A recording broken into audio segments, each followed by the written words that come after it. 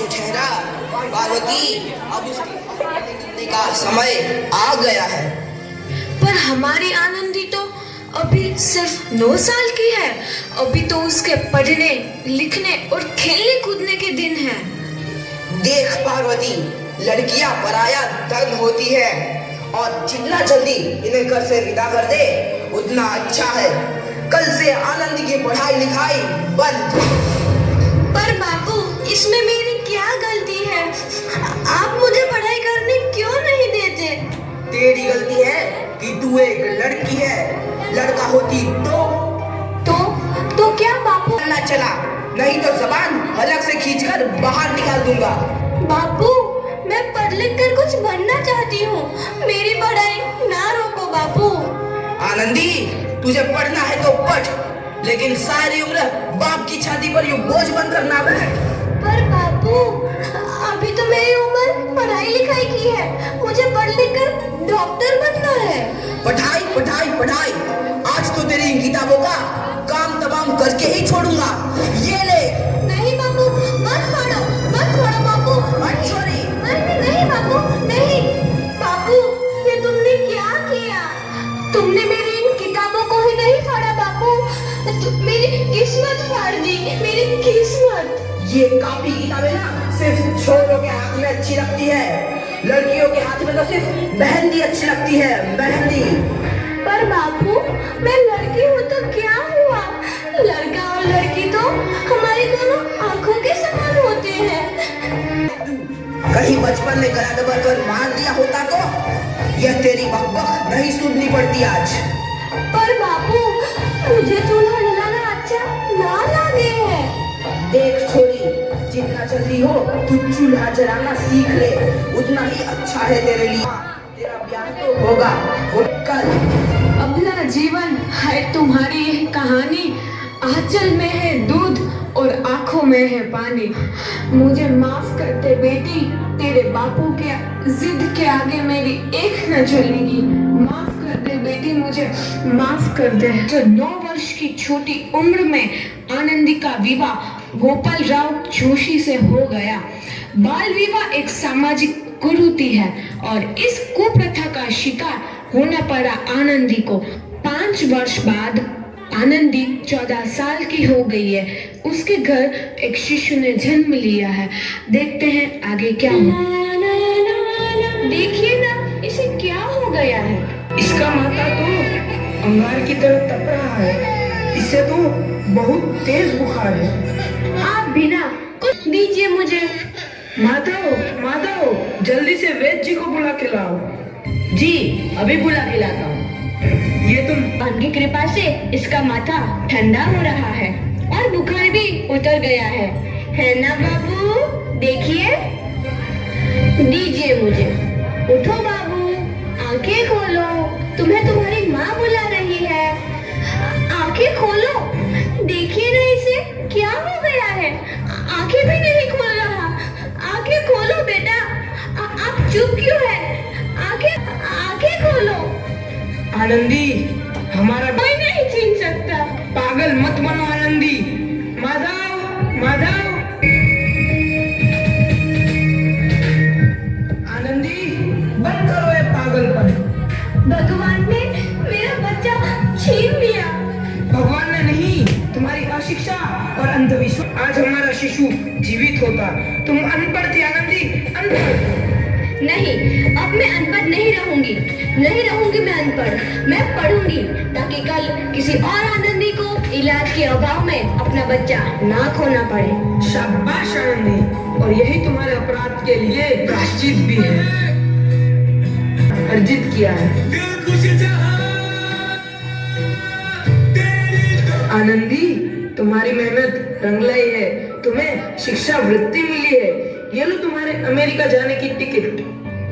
मुझे शिक्षा वृत्ति मिल गई, मैं अमेरिका जा रही हूँ। पर ये सब मैं अकेले कैसे कर पाऊंगी? आनंदी, अपने आप को इतना कमजोर क्यों समझ रही हो? फिर इतना पढ़ने लिखने का क्या फायदा?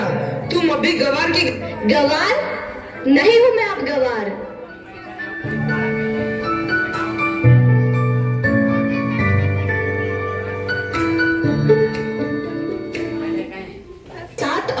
1883 को आनंदी अमेरिका के पेंसिल्वेनिया के लिए रवाना हुई और 3 साल बाद उन्होंने डॉक्टर की उपाधि प्राप्त कर ली।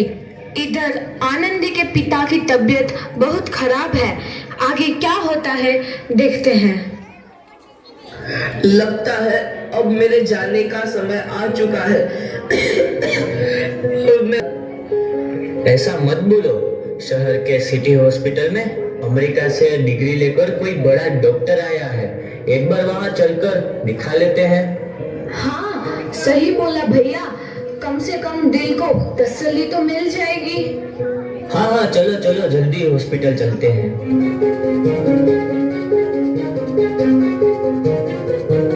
इस मरीज की हालत तो बहुत ही खराब है। कोई चमत्कार ही इसे बचा सकता है। ऐसा मत बोलो भाई। डॉक्टर साहब कब तक आ जाएंगे? लो आ गई डॉक्टर मैडम। डॉक्टर मैडम जल्दी देखिए, मरीज की हालत बहुत ही खराब है।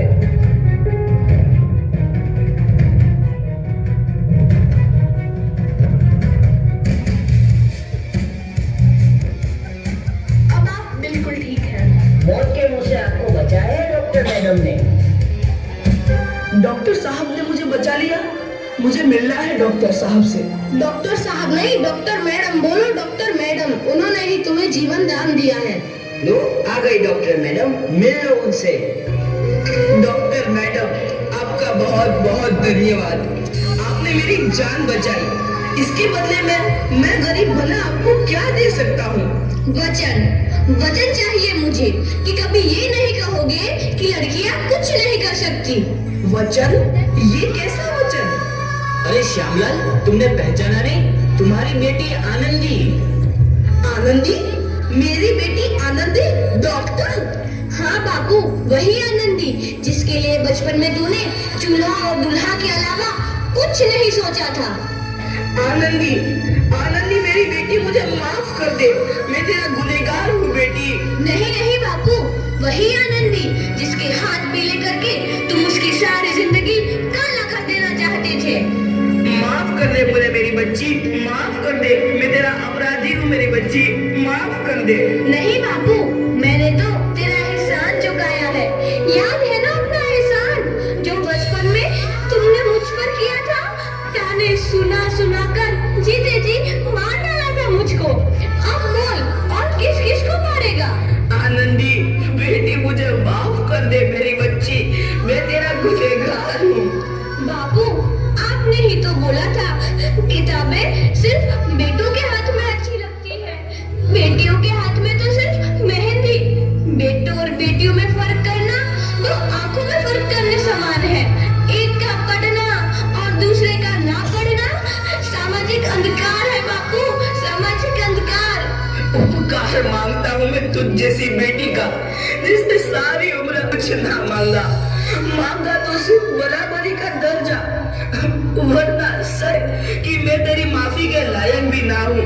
मुझे सब बाप तेरी बराबरी कर सके उसके मैं लायक भी ना हूँ मेरी बेटी, मैं लायक भी ना हूँ। अपने बापू को क्या माफ नहीं करोगी आनंदी? माफ कर दो आनंदी, माफ कर दो। सुबह का भूला यदि शाम को घर लौट आए तो उसे भूला नहीं कहते। बापू, तो इस प्रकार आनंदीबाई जोशी ने अपनी मेहनत और अटूट इरादे से न केवल भारत की पहली महिला डॉक्टर बनी, बल्कि आगे चल के उन लड़कियों के लिए सुनहरा रास्ता दिखा गई। कुछ करना चाहती थी।